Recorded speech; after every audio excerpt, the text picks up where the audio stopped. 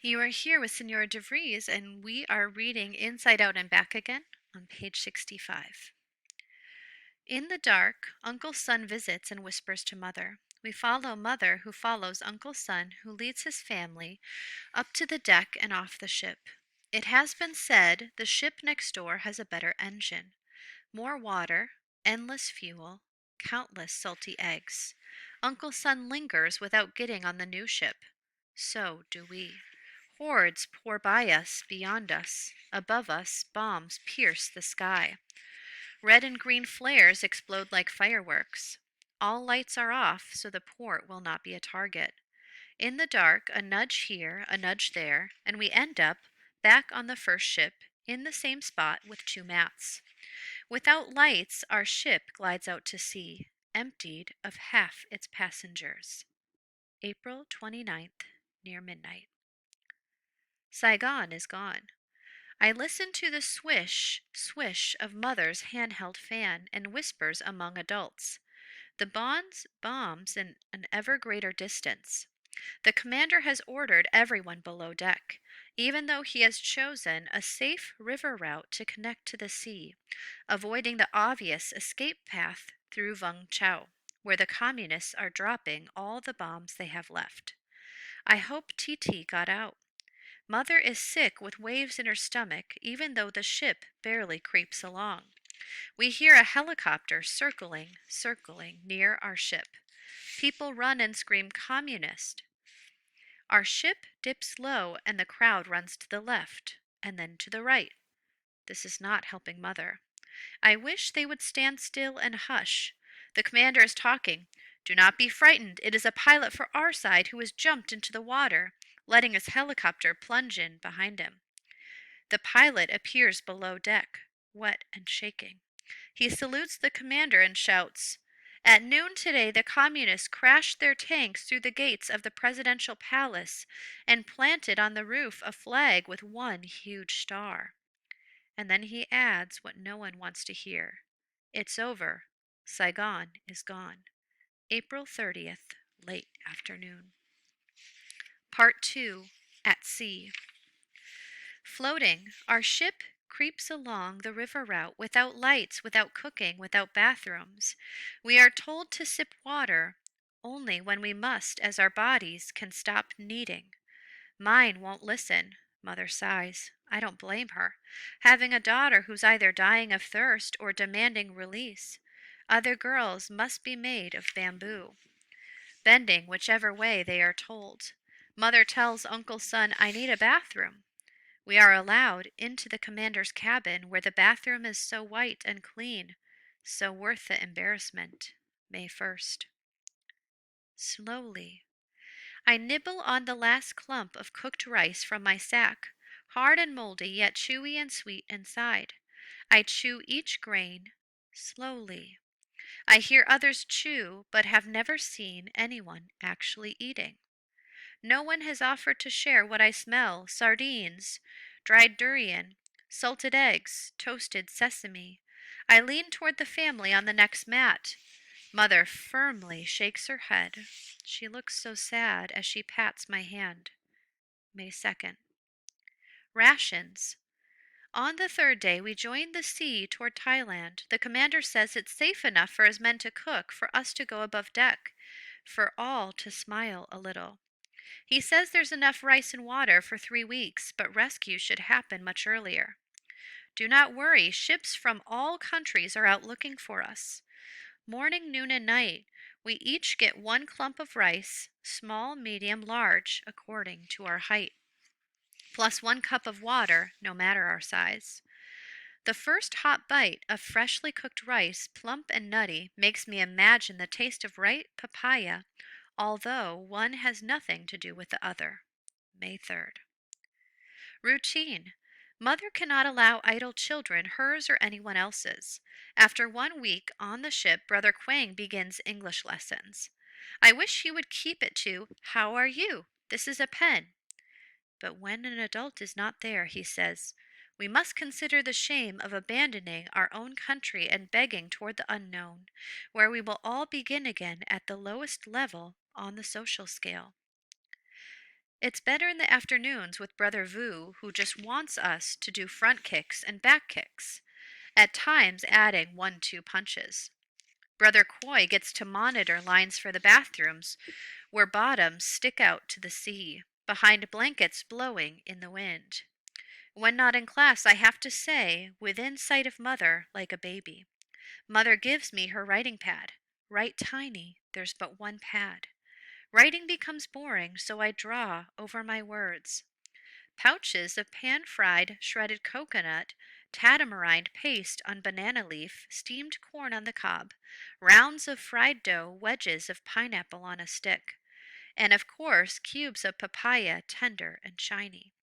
Mother smooths back my hair, knowing the pain of a girl who loves snacks but is stranded on a ship. Once new. Water, water, water everywhere. Makes me think land is just something I once knew. Like napping on a hammock, bathing without salt, watching Mother write, laughing for no reason, kicking up powdery dirt, and wearing clean nightclothes smelling of the sun. May 12th. Brother Coy's secret. Brother Coy stinks and we can't ignore it. He stews and sweats in a jacket he won't take off. Forced to sponge wipe twice a day, he wraps the jacket around his waist. He keeps clutching something in the left pocket where the stench grows. Neighbors complain, even the ones 8 mats away, saying it's bad enough being trapped in putrid hot air made from fermented bodies and oily sweat. Must everyone also endure something rotten? Finally, Brother Vu holds Brother Coy down and forces him to open his hand. A flattened chick lies crooked, neck dangling off his palm. The chick had not a chance after we shoved for hours to board. Brother Coy screams, kicks everything off our mats. Brother Quang carries him above deck. Quiet, May 13th. Last respects. After 2 weeks at sea, the commander calls all of us above deck for a formal lowering of our yellow flag with 3 red stripes. South Vietnam no longer exists. One woman tries to throw herself overboard, screaming that without a country she cannot live. As they wrestle her down, a man stabs his heart with a toothbrush. I don't know them, so their pain seems unreal, next to Brother Coy's, whose eyes are as wild as those of his broken chick. I hold his hand. Come with me. He doesn't resist. Alone at the back of the ship, I open Mother's white handkerchief. Inside lies my mouse-bitten doll, her arms wrapped around the limp, fuzzy body of his chick. I tie it into a bundle. Brother Coy nods and I smile, but I regret not having my doll as soon as the white bundle sinks into the sea. May 14th. One engine. In the middle of the night, our ship stops. Mother hugs me, hearts drumming as one. If the communists catch us fleeing, it's a million times worse than staying at home. After many shouts and much time, the ship moves forward with just one engine. Mother would not release me. The commander says Thailand is much farther on one engine. It was risky to take the river route. We escaped bombs, but we missed the rescue ships. The commander decides the ration is now half a clump of rice, only at morning and night, and only 1 cup of water all day. Sip, he says, and don't waste strength moving around because it's impossible to predict how much longer we will be floating. May 16th. The moon. During the day, the deck belongs to men and children. At nightfall, women make their way up. In single files, they sponge bathe and relieve themselves behind blanket curtains. I stand in line with Mother. Every night she points upward. At least the moon remains unchanged. Your father could be looking at the same round moon, and he may already understand. We will wait for him across the world. I feel guilty having not once thought of Father. I can't wish for him to appear until I know where we'll be. May 18th. A kiss. The horn on our ship blows and blows, waking everyone from a week-long nap. A sure answer, honk honk, seems close enough and real enough to call everyone on deck. A gigantic ship with an American flag moves closer. Men in white uniform wave and smile. Our commander wears his navy jacket and hat, so white and crisp. Now I realize why I like him so much. In uniform, he looks just like father. He boards the other ship, salutes and shakes hands with a man whose hair grows on his face and not on his head, in the color of flames. I had not known such hair was possible. We clap and clap as the ships draw closer. Boxes and boxes pass on our deck, oranges, apples, bananas, cold, sweet, bubbly drinks, chocolate drops, fruity gum. The American ship tows ours with a steel braid thick as my body. Our rescue now certain, the party blossoms as food suddenly comes from below. Ramen noodles, beef jerky, dried shrimp, butter biscuits, tamarind pods, canned fish, and drums of real water. Mother says people share when they know they have escaped hunger. Shouldn't people share because there is hunger? That night I stand behind blowing blankets and pour fresh water all over my skin. How sweet water tastes even when mixed with soap. May 24th. Golden fuzz. Water, water still everywhere, but in the distance appears a black dot. We are told to pack our crisscrossed packs and line up in single file. 20 at a time board a motorboat heading toward the dot. An arm extends to help us board, an arm hairy with fuzz. I touch it, so real and long, not knowing if I will have another chance to touch golden fuzz. I pluck one hair. Mom slaps my hand. Brother Quang speaks quickly in the language I must learn. The fuzzy man laughs. I'm grateful the boat starts to rock, so Mother hasn't the composure to scold me. Not just yet.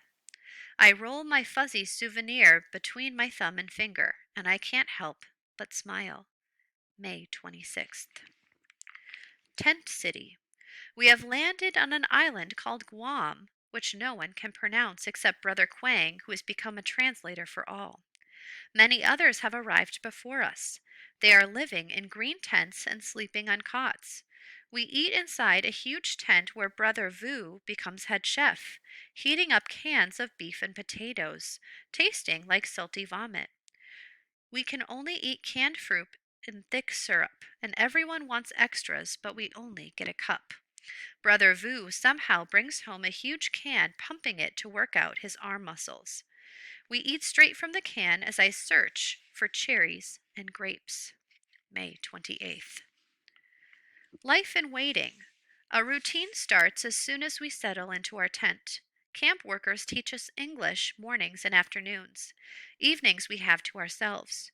We watch movies outdoors with images projected onto a white sheet. Brother Quang translates into a microphone, his voice sad and slow. If it's a young cowboy like Clint Eastwood, everyone cheers.